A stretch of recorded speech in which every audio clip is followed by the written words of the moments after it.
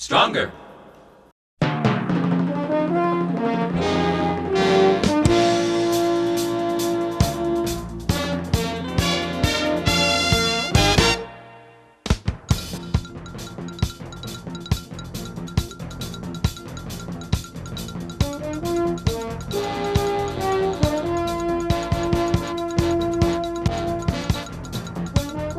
Hello and welcome to Newsview. I'm Michael Badger. The first story comes from WICD TV 15 in Champaign. Governor Quinn has outlined his budget proposal, according to them, and on Wednesday. The Democrat proposed closing 14 state facilities, and that would cost $2.7 billion cut to Medicaid, and he'd also slash state agency budgets by 9%. And they say Illinois faces an $8 billion unpaid bill liability and for unfunded pensions, and more than $80 billion for those. Quinn proposes a $33.8 billion budget, and about $1 billion more than this fiscal year budget. It's about time Illinois had a budget, I say. Forbes Matthew Herper says that the new obesity drug, Quinexxa, according to a panel of experts, was voted 20-2 that it should be approved in the kind of moment that makes biotechnology businesses so dramatic.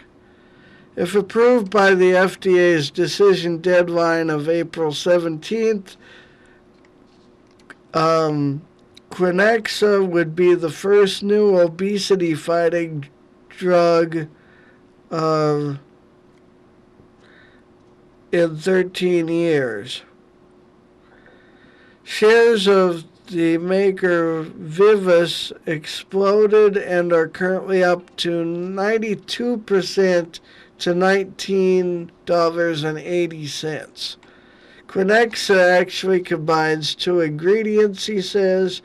The stimulant phentermine, which is used for weight loss, and topiramate, which is the active ingredient in Johnson & Johnson's Topamax, which is a drug used for epilepsy and migraines that can cause birth defects, suicidal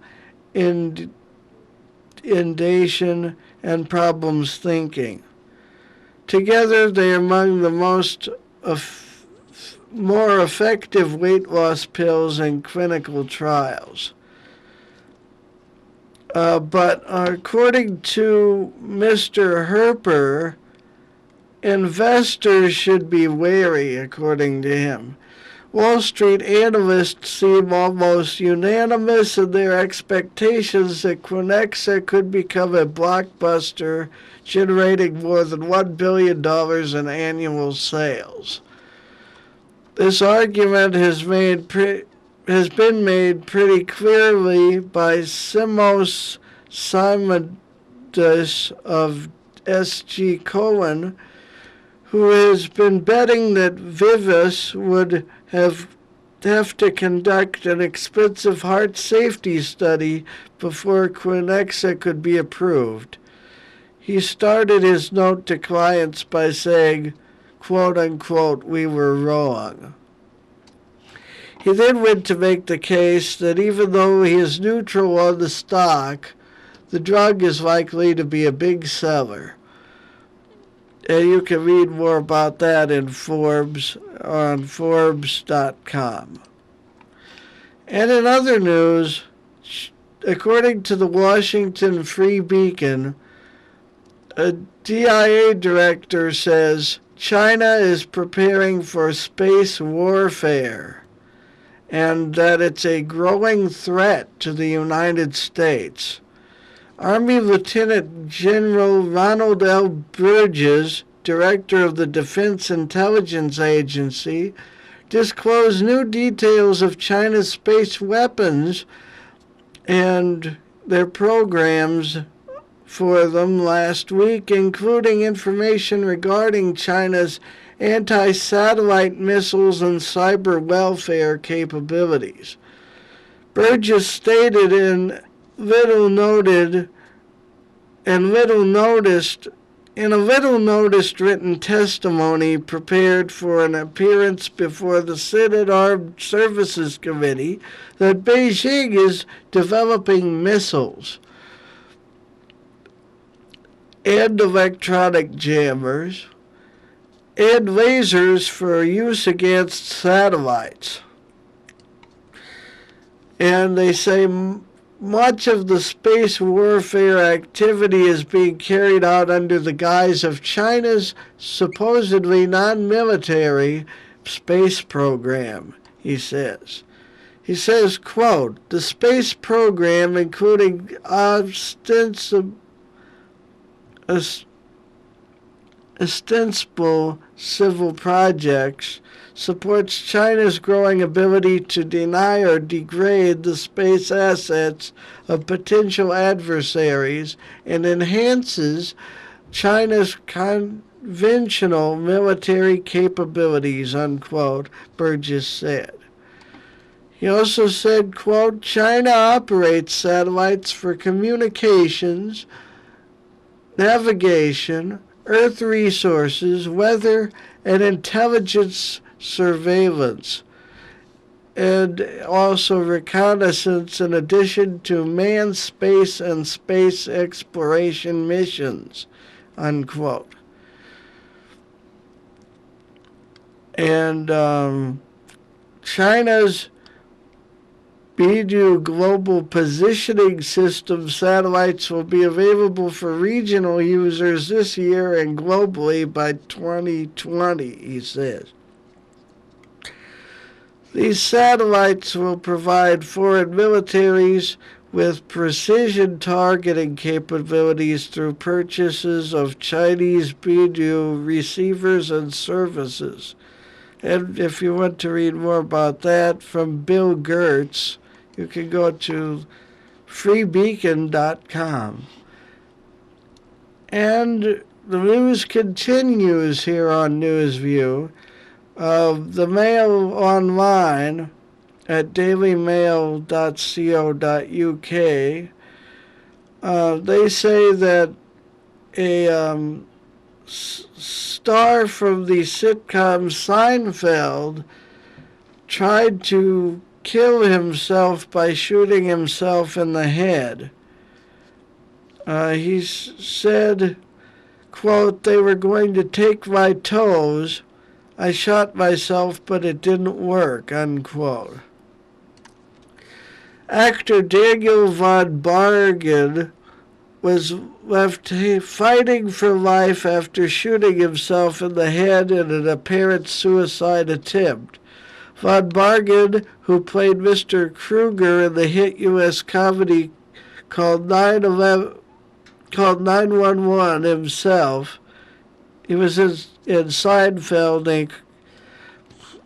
When after trying to kill himself, he called 911 and told the operator he had shot himself in the head on Monday morning. The 61-year-old American actor told the dispatcher, I've shot myself in the head, but it didn't work. I need help, quote unquote. When asked where he shot himself, he replied, quote, I shot in my temple, unquote.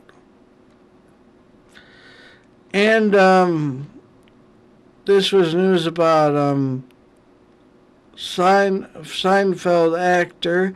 In other news, Mitt Romney keeps quoting the sitcom Seinfeld in his campaign speeches. And in other news, General Electric is said to be, quote unquote, forcing employees to drive Chevy Volts. A memo leaked to Green Car reports lays out GE's plans for their new fleet of Volts, and as expected, it has some people crying foul. General Motors and General Electric are two companies which have been in political crosshairs lately, they say. GM stands accused of quote-unquote crony capitalism, while General Electric is under fire for paying no federal income taxes in the year 2010. These two companies share more than that, though, with GE placing an order for 12,000 Chevy Volts and other hybrid vehicles. This memo explains that all sedan, crossover, and minivan purchases in 2012 for GE will be replaced with Chevy Volts. Only field engineers are exempt from this, and the rest of the employees for General Electric have to drive a company Volt. GE is going to offer estimates for installation level 2 charging stations, though all gas use will be allowed when there is no electric option. Any employees who opt out of the Volt program will not be compensated for their expenses. And you can read more about that and the comments to that at gas2.org. That's gas2.org. And we'll take a break, and we'll be right back to Newsview after this break.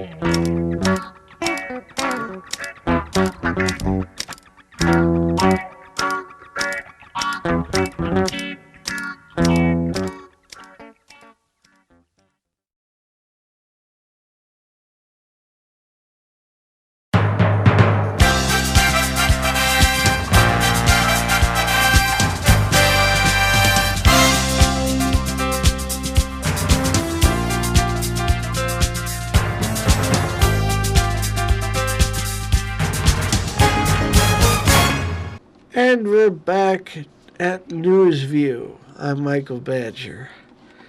According to Reuters, Vladimir Putin has praised the Cold War moles for stealing U.S. nuclear secrets. He said this Thursday, and the Russian leader says that spies with suitcases full of data helped the Soviet Union build its atomic bomb. Quote, when the states already had nuclear weapons and the Soviet Union was only building them, we got a significant amount of information through Soviet foreign intelligence channels, unquote, Putin said, according to state-run Itar-TASS. He also said, quote, they were carrying the information away not on microfilm, but literally in suitcases. Suitcases, unquote. These remarks by Vladimir Putin referred to the dawn of the Cold War more than half a century ago, but they echoed a message that has been made loud and clear more recently, that the United States needs to be restrained, and Russia is the country to do it. And in other news, a teacher from Zion Lutheran School, according to WCIA Channel 3 News, is getting a rare opportunity from a McDonald's simply because she wanted French fries with her order. This contest she entered sought submissions on how to make life's best moments better by adding French fries. Jean Davis' dream was to send her youth group members to work camp to provide fellowship and free home repairs to the elderly, disabled, and low-income families. Her entry earned her a top prize of $25,000 from out of some 50,620 contestants. Students from the school are sending Miss Davis off at a celebration, or they did that yesterday, and she had her family make a stop at McDonald's in Lincoln, Illinois for a pregame snack before a trip to Chicago to attend a Blackhawks hockey game. That according to WCIA, WCIX News at IllinoisHomepage.net. And more from there. 2 adults were killed and 3 children hurt in a car-train accident. It happened Wednesday in Clark County, which is about 2 miles west of the Indiana-Illinois border. Police say the car was hit on the passenger side by an eastbound train. Driver 23-year-old Amber Smith of Terre Haute, Indiana, and passenger 23-year-old Rodney Mayer of Martinsville, Illinois, were both killed. 3 children in the back seat were rushed to a hospital that's in Indianapolis and are both in critical condition. And according to WICD News, Channel 15 in Champaign, the village of Savoy is not going to raise gas taxes. Gasoline at gas stations in Savoy will not have a tax or raise in prices, and Joe Dykstra, trustee of the village of Savoy, says it's important for the community to know Savoy has no plans or intentions of raising gas taxes now or in the future in Savoy.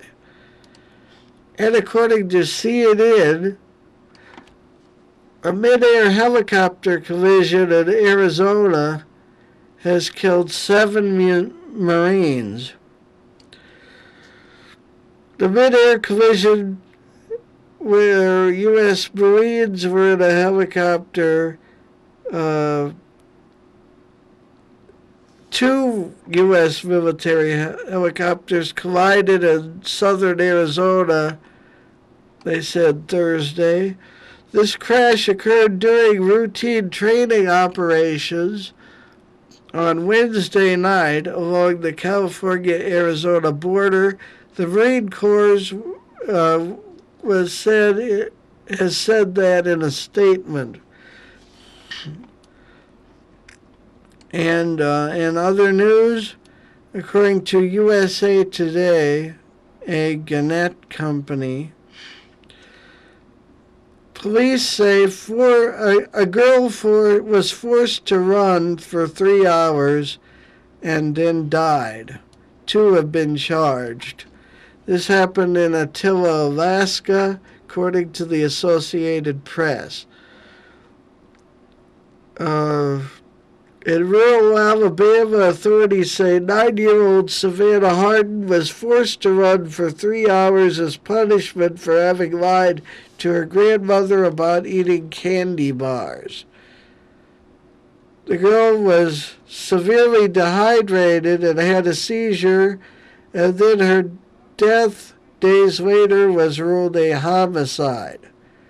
Her grandmother and stepmother, who police say meted out the punishment, are now in jail facing murder charges Wednesday.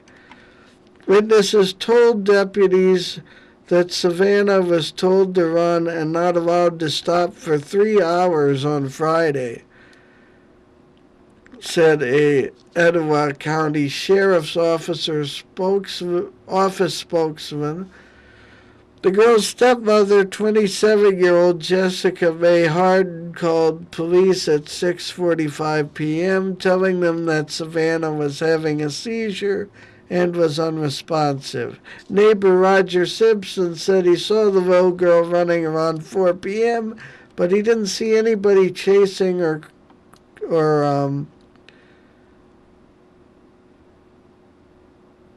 coursing her.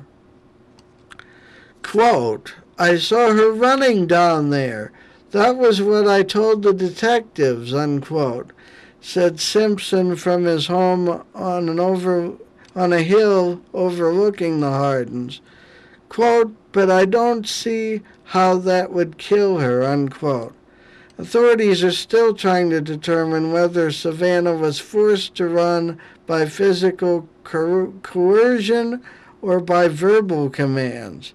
Deputies were told the girl was forced to run after lying to her grandmother, 46-year-old Joyce Hardin Garrett, about having eaten the candy. Sheriff's Office spokeswoman Natalie Barton said.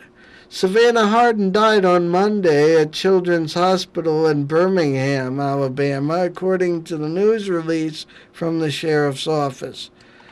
The sheriff's release says the autopsy report showed the girl was extremely dehydrated and had a very low sodium level, and the state pathologist ruled it a homicide.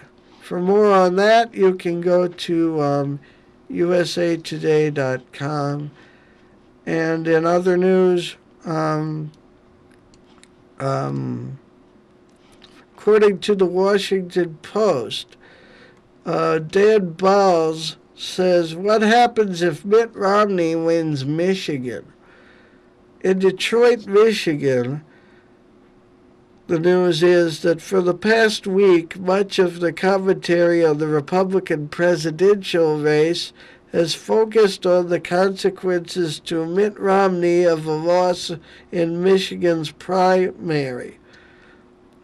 After Wednesday's Arizona debate, the question should be, what happens if the former Massachusetts governor wins his home state on next Tuesday? Polls in Michigan show a tight race between Romney and former Pennsylvania Senator Rick Santorum. Romney won Michigan 4 years ago, but that's no guarantee he will win next week. And if you want to see more about that, you can read more at WashingtonPost.com. And we'll have weather and more right after, just weather, we'll see. Weather right here on NewsView after this.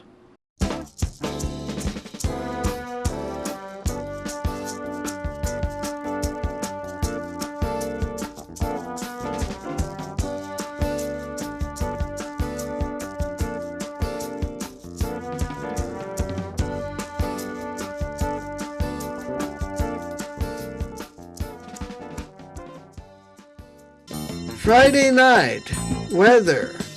mostly cloudy, low 25 degrees Fahrenheit. Saturday, mostly sunny, high 39 degrees Fahrenheit. Saturday night, mostly clear skies, low 25. Sunday, high 50 degrees Fahrenheit, mostly sunny. Sunday night, partly cloudy, low 35. This has been your Newsview weather forecast for this weekend.